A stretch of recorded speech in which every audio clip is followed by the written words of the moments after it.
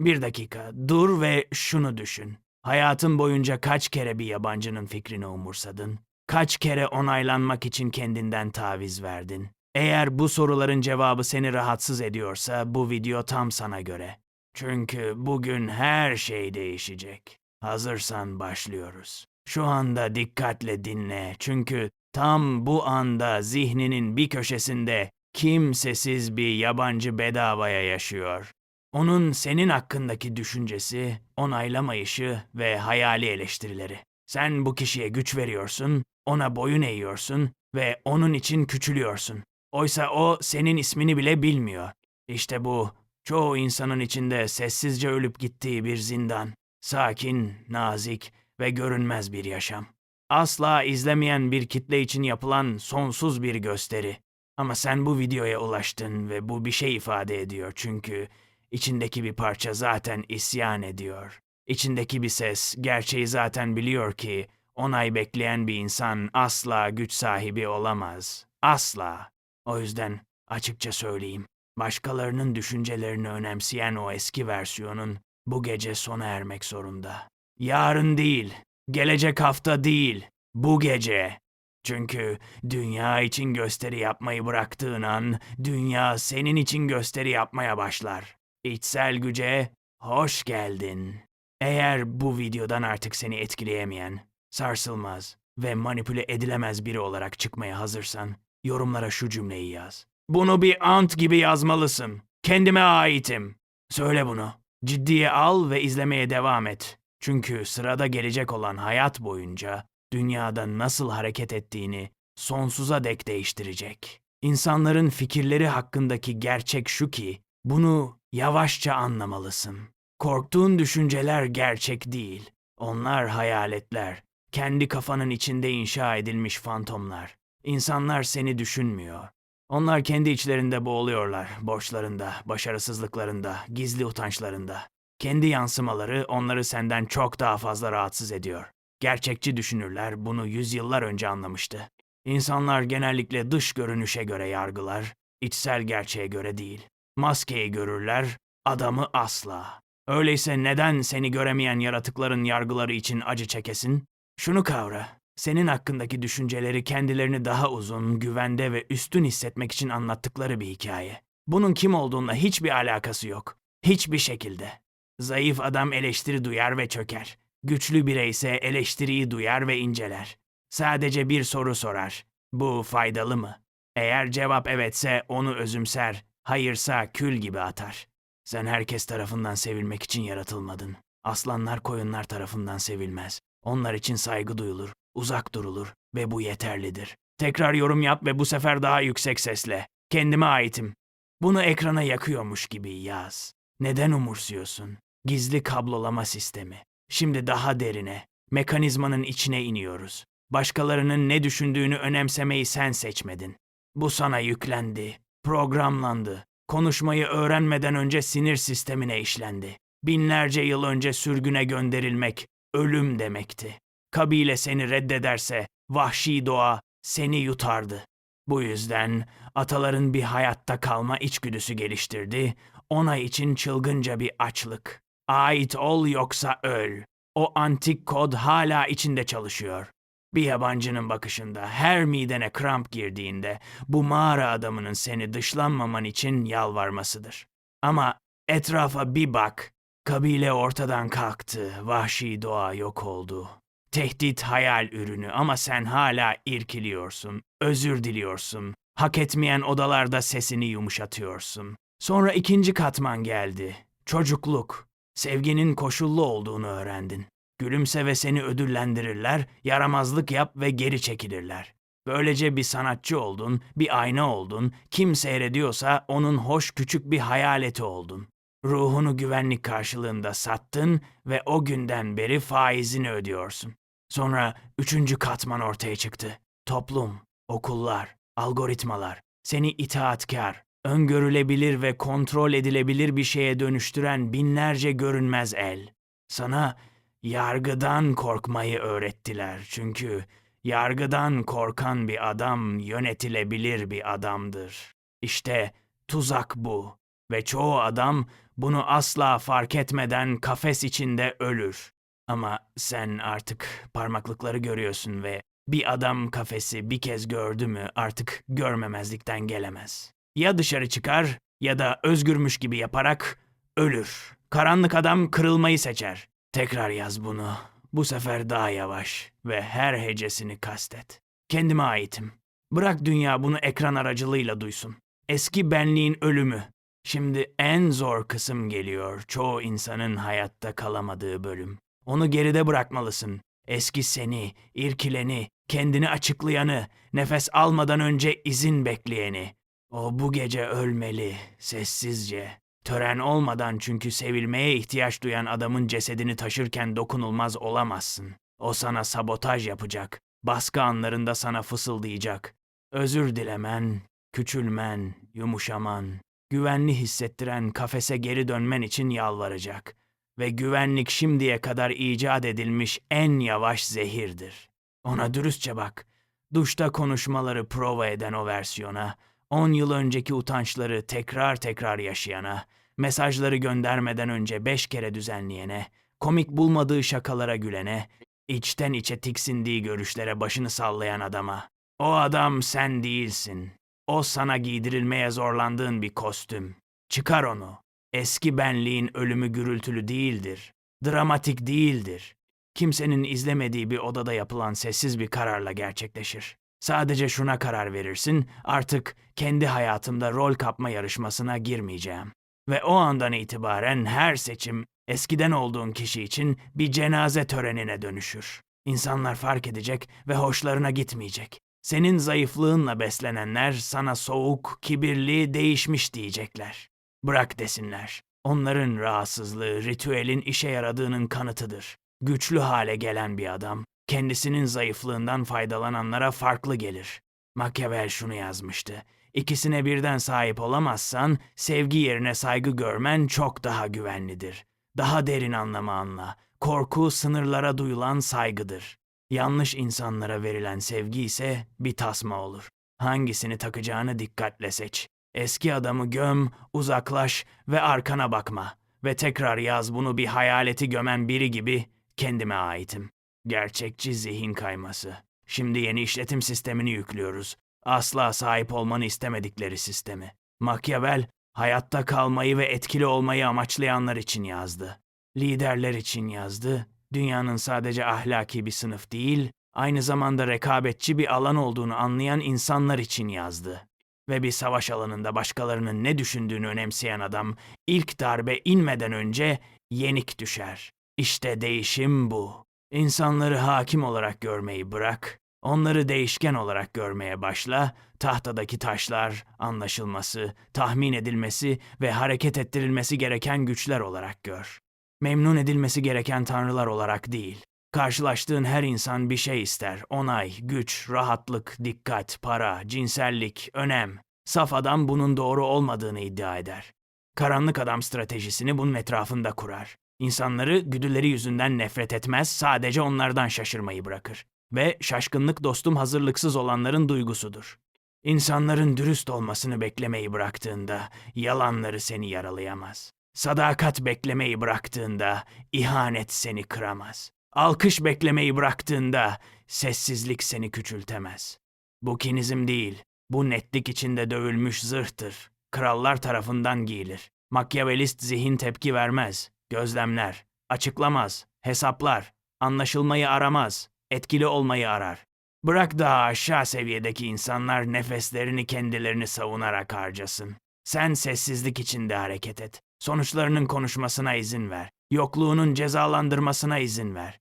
Kayıtsızlığının yönetmesine izin ver.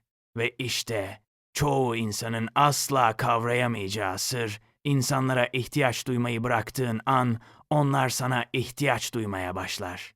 Onayı kovalamayı bıraktığın an, onay seni kovalamaya başlar. Dünya garip bir aynadır. Yalvaranlara kendini vermez ve uzaklaşanlara tamamen teslim olur. O yüzden seni tüketen her konuşmadan, seni yoran her ilişkiden, kabul görmek için küçülmek zorunda olduğun her odadan uzaklaş. Karanlık adam değerini tartışmaya açmaz. Kendini çeker ve yokluğunun hiçbir savunmanın yapabileceğinden daha yüksek sesle konuşmasına izin verir. Güç gürültülü değildir. Güç sabırlıdır. Güç bir odada hakaret edilip gözünü bile kırpmayan adamdır. Çünkü öz değeri zaten masada değildi. O adam ol, sessizce, sabırla, kalıcı olarak ve bir kez daha yorumlara yaz. Bırak algoritma yeminine dünyaya taşısın. Kendime aitim. Duygusal mesafe sanatı. Şimdi bıçağı biliyoruz çünkü sadece zihniyet yeterli değil. Bir silaha ihtiyacın var ve bir insanın bu dünyaya taşıyabileceği en ölümcül silah duygusal mesafedir. Mesafenin ne olduğunu ve ne olmadığını anla. Soğukluk değil, hissizlik değil, hissetmiyormuş gibi yapmak değil. Bunlar güçlü görünmek isteyen zayıf insanların yaptığı taklit. Gerçek mesafe tamamen başka bir şey. Her şeyi hissetme ama hiçbir şey tarafından kontrol edilmeme disiplini. Sıradan insan tepkilerinin kölesidir. Biri ona hakaret eder ve bütün günü çöker. Biri onu görmezden gelir ve sinir sistemi çılgına döner. Biri onu över ve şeker verilmiş bir çocuk gibi saatlerce uçar. O bir kukladır ve etrafındaki herkes bir ip tutuyor. Duygularının sahibi değil, duyguları onun sahibi ve duygularının sahibi olan bir adam, duygularını kışkırtmaya istekli herhangi birinin sahibidir. Karanlık adam, ipleri teker teker keser, sabırla, kalıcı olarak, işte nasıl başladı, sana ne olduğu ile nasıl tepki verdiğin arasında bir boşluk, bir duraklama, kutsal yarım saniye yaratmayı öğrenirsin. O boşlukta tüm krallığın yaşar. Çoğu insan onu asla bulamaz. Uyarıdan tepkiye o kadar hızlı geçerler ki bir seçenekleri olduğunu asla fark etmezler. Ama o boşluğu bir kez keşfettiğinde yönetilemez olursun. Çünkü hiç kimse hiçbir hakaret, ihanet, red, iltifat veya ayartma senden önce onaylamadığın bir tepki çekip çıkaramaz. Bunu küçük anlarda pratik et. Biri trafikte önünü kesti mi duraklat. Biri sana dolaylı bir yorum yaptı mı duraklat. Biri seni kışkırtmaya, utandırmaya, pohpohlamaya, manipüle etmeye çalıştı mı duraklat. O duraklamada bir soru sor. Tepki vermek bana hizmet eder mi? Cevap hayırsa onlara hiçbir şey verme. Öfke değil, açıklama değil, onay bile verme. Sadece dokunulmadan devam et, onlar ise yemlerini havada tutmuş, bırakılmış olsun. İnsanlar tam da bu anda senden korkmaya başlar, tehdit ettiğin için değil, sana ulaşamadıkları için. Kancalarını atarlar ve kancalar kayar gider. Çatlaklar bulmak için yüzünü incelerler ve mermer bulurlar. Zayıflık ararlar ve duvarlar bulurlar. Ve bir manipülatör için hareket ettirilemeyen bir adamdan daha rahatsız edici hiçbir şey yoktur. Mesafe, aynı zamanda sonuçlara olan bağımlılığı öldürmek demektir. Çoğu insan, sonuçlarla duygusal olarak evli oldukları için acı çeker. Anlaşmanın kapanmasına ihtiyaç duyarlar. Kadının mesaj atmasına ihtiyaç duyarlar. Arkadaşın onaylamasına ihtiyaç duyarlar. Kendilerini iyi hissetmek için dünyanın belirli şekilde davranmasına ihtiyaç duyarlar. Karanlık adam o göbek bağını keser. Tam niyetle hareket eder ama aksiyon tamamlandığı an sonucu serbest bırakır. Oku atar ve uzaklaşır. Hedefe isabet ederse iyi, ıskaladıysa bir tane daha çıkarır. Hiçbir sonuç için kanamaz, kovalamaz, yalvarmaz, gerçeklikle pazarlık yapmaz. Sadece devam eder. Bu başkalarının ne düşündüğünü önemsemeyi bırakan bir adamın duruşudur. Kalbini sertleştirdiği için değil, gücünü yeniden konumlandırdığı için.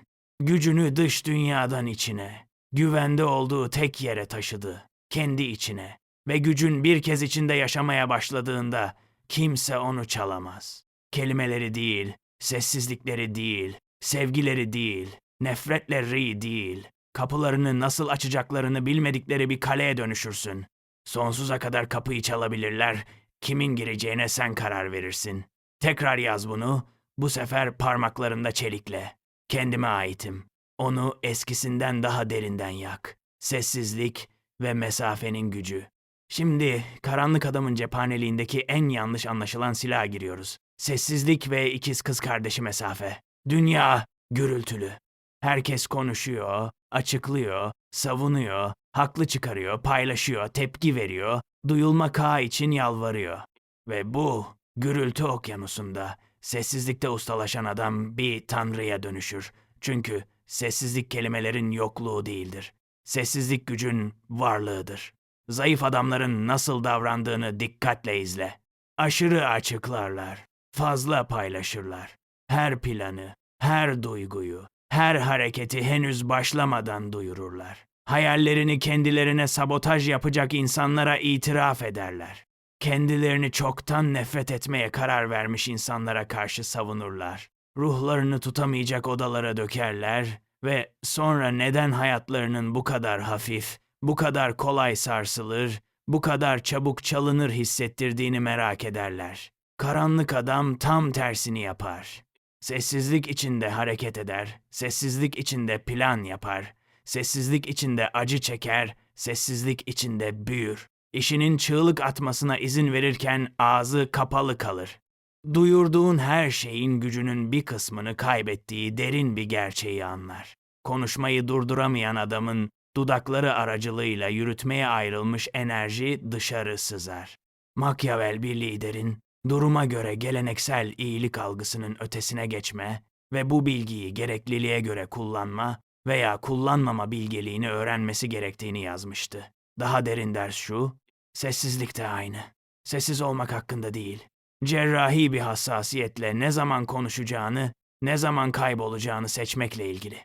Her zaman konuşan adam öngörülebilirdir. Sessizliklerini seçen adam okunamaz hale gelir. Ve okunamayan adam manipüle edilemez. Şimdi mesafeyle ilgili dinle. Mesafe ikinci bıçaktır.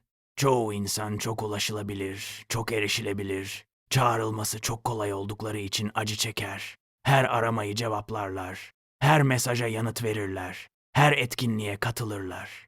Kendilerini bir dikkat otomatına çevirirler ve sonra neden kimsenin onları değerli bulmadığını merak ederler. Kanunu anla. Sürekli ulaşılabilir olan bilinçsizce değersizleştirilir. Nadir olan kutsallaşır.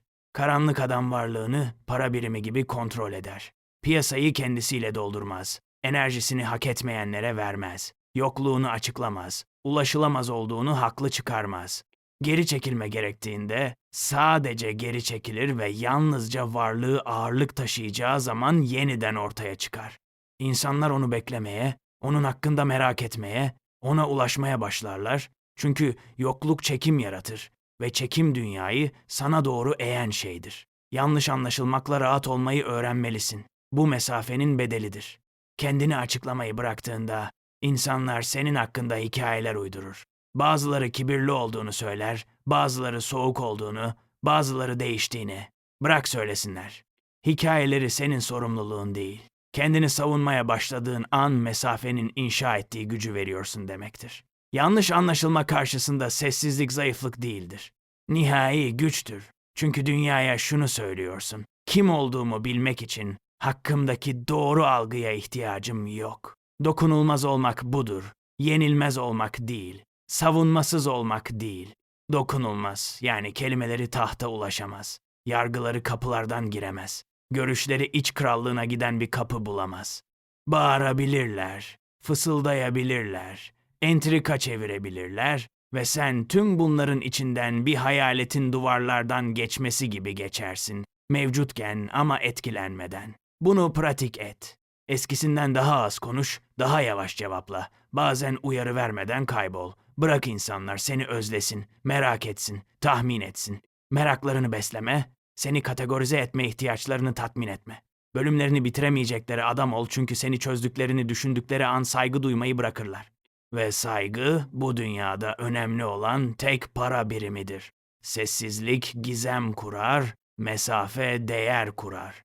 Birlikte dokunulamayacak, çekilemeyecek, hayatına erişimi hak etmemiş insanların görüşleriyle kontrol edilemeyecek bir adam kurarlar. Tekrar yaz onu. Bu sefer daha sessiz ama daha derin. Dünya yıllarca hissedeceği, özel bir yemin eden bir adam gibi. Kendime aitim. Dokunulmaz olmak. Şimdi dönüşüme varıyoruz. Geçiş noktasına. Çoğu insanın uzaktan hissettiği, Ama asla geçmeye cesaret edemediği eşiğe. Dokunulmaz olmak. Bu kelimenin gerçekten ne anlama geldiğini anla. Dokunulmaz, hissiz demek değil. Herkese ulaşılamaz demek değil.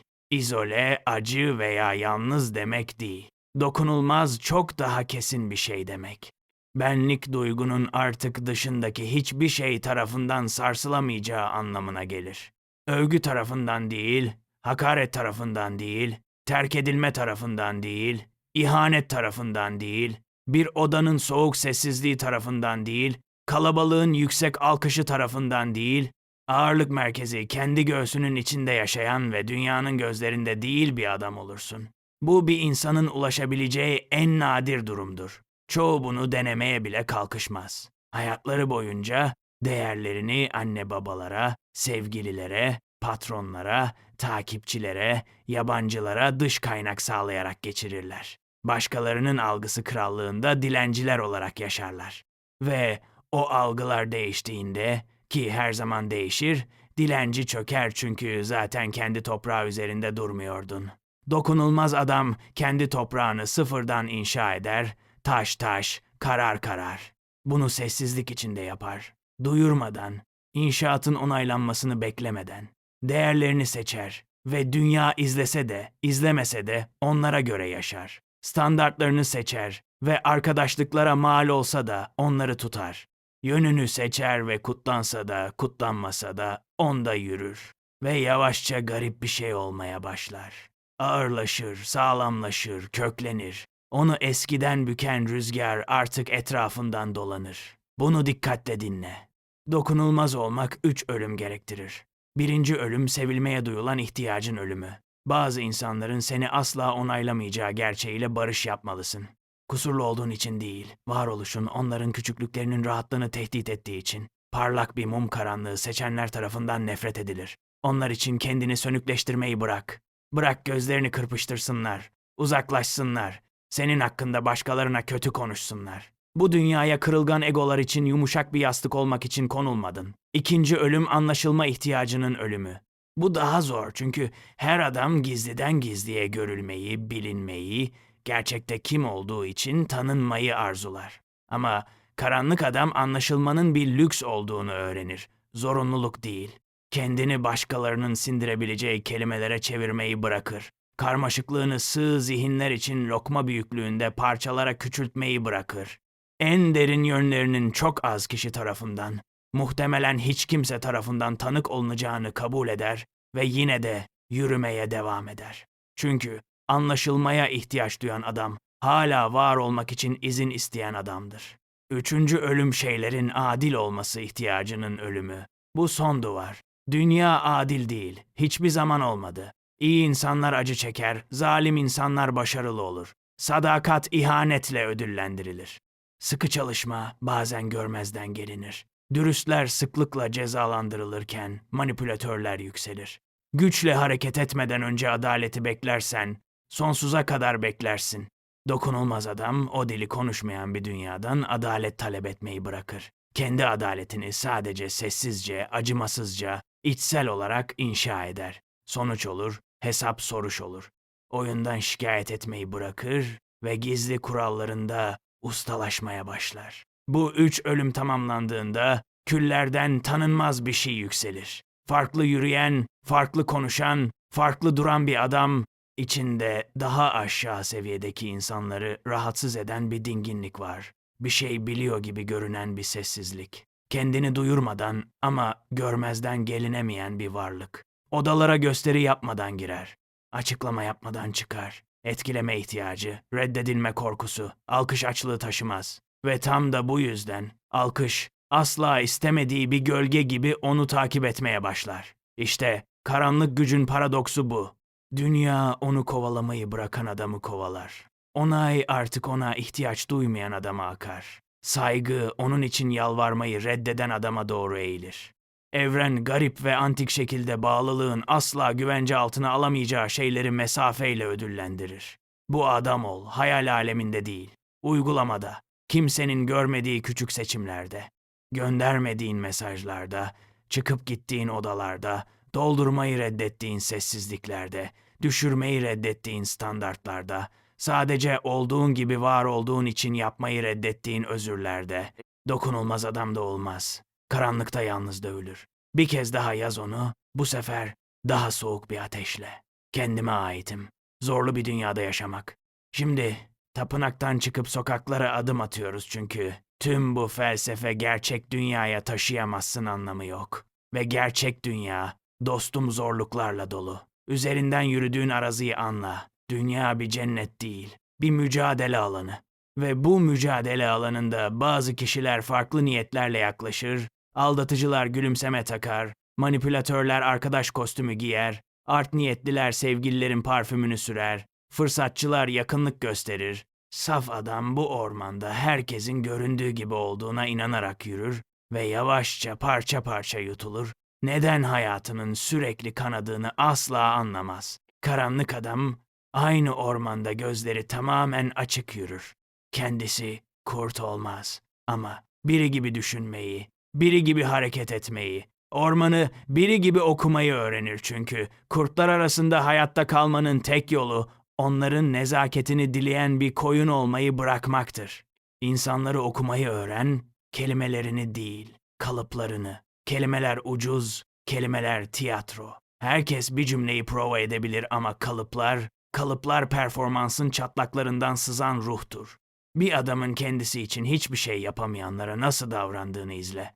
Bir kadının bir zamanlar kendisini sevenleri nasıl anlattığını izle. İnsanların kızgın, sarhoş, yorgun veya köşeye sıkışmış olduklarında ne yaptıklarını izle. İşte kim oldukları gerçekten. Sakin kontrollü anlarda sana gösterdikleri versiyon pazarlama kampanyası. Baskı altındaki davranışları ürün. Beyanatlara güvenmeyi bırak, gösterilere güvenmeye başla. Sana sadık olduğunu söyleyen bir adam satış yapıyor. 10 yıldır fırtınalarda ve sessizliklerde sadık olan bir adam göstermiş. Karanlık adam bekler, gözlemler. Zamanın maskeleri çıkarmasına izin verir çünkü zaman tek dürüst sorgulayıcıdır. Yeterince zaman verildiğinde her insan tam olarak kim olduğunu gösterir. Senin tek işin izleyecek kadar sabırlı ve gördüğüne inanacak kadar disiplinli olmak. Şimdi bunu dinle. Kurtlar arasında stratejik sıcaklık yasasını öğrenmelisin. Herkese soğuk olma. Bu acı insanların hatası ve acı sadece zırh giyen zayıflık. Sıcak ol ama seçici. Cömert ol ama ayırt edici. Nazik ol ama asla saf olma. Sadakatini bir kralın toprak verişi gibi ver. Sadece kan, zaman ve kanıtlanmış karakterle hak edenlere. Diğer herkes nezaketini, kibarlığını, profesyonelliğini alır. Ama ruhunu değil. Asla ruhunu değil.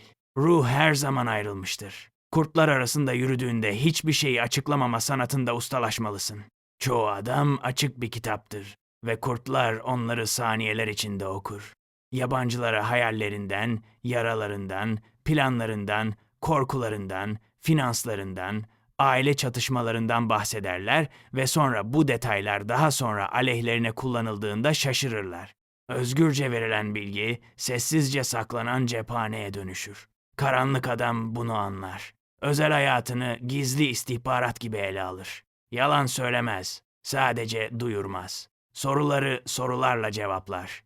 İtiraf etmek yerine gülümser. Konuştuğundan çok daha fazla dinler ve her konuşmada odayı diğer kişi hakkında, onun kendisi hakkında bildiğinden daha fazlasını bilerek terk eder. Bu paranoya değil. Hijyen, zihinsel hijyen, stratejik hijyen, gülümserken yağmalanmayı reddeden bir adamın hijyeni. İhanete hazır ol, paranoyak değil, hazır. Bir fark var. Paranoyak adam olmayan düşmanlar görür ve kendi hayatını şüpheyle zehirler. Hazır adam basit bir gerçeği kabul eder, şu anda hayatındaki bazı insanlar bir gün sana karşı dönecek. Belki kıskançlıktan, belki zayıflıktan, belki değişen koşullardan, belki kötü bir günde kötü bir ruh halinden başka bir şey değil. Olduğunda şaşırma, acıya çökme, yıllarca neden diye sorarak harcama. Sadece anla, kendilerini açığa çıkardılar ve evren beni daha uzun bir aldatmacadan kurtardı. Sonra kapıyı kapat, kilitle ve yürümeye devam et. İnsanları kaybedip kendini kaybetmeyen adam, hiç kimsenin gerçekten incitemeyeceği adamdır. Ve kurtlar arasında yaşamanın en derin sırrı şu, Avcılar için ilginç olmamayı öğrenmelisin. Avcılar tepkisel, çaresiz, yalnız, ihtiyaç saçanları avlar. İhtiyaç saçmayı bıraktığında onlar için görünmez olursun. Kancaları derinden kayar çünkü içinde ısıracak kadar aç hiçbir şey yok. Ormanda yürürsün ve kurtlar anlamadıkları bir şeyin kokusunu alır. Korkmayan, yalvarmayan, gösteri yapmayan, aramayan bir adam.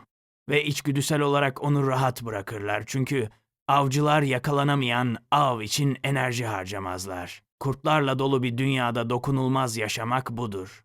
Her kurtla savaşmazsın, gücünü duyurmazsın. Çatılarda durarak gücünü ilan etmezsin. Karanlıkla barış yapmış ve karanlığı dostu yapmış bir adamın sessiz kesinliğiyle ormanın içinden geçersin. Gülümseme sana hizmet ettiğinde gülümsersin. Sessizlik sana hizmet ettiğinde sessiz kalırsın. Kaybolma sana hizmet ettiğinde kaybolursun. Ve yaptığın her hareket hesaplanmış, sakin ve hiçbir fikrin ihanet, reddedilme sarsamayacağı bir benlikte köklenmiş, işte kurtlar arasında yürüyen karanlık adam bu. Dokunulmamış, rahatsız olmamış, kırılmamış. Bir kez daha yaz bunu bu gece öğrendiğin her şeyin ağırlığıyla. Kendime aitim. Son uyanış. İşte buradayız. Yolun sonu, eskiden olduğun adamın son nefesi. Bu, tek oturumda ne kadar yol geldiğine bak. İçeri binlerce görüşün ağırlığını taşıyarak geldin.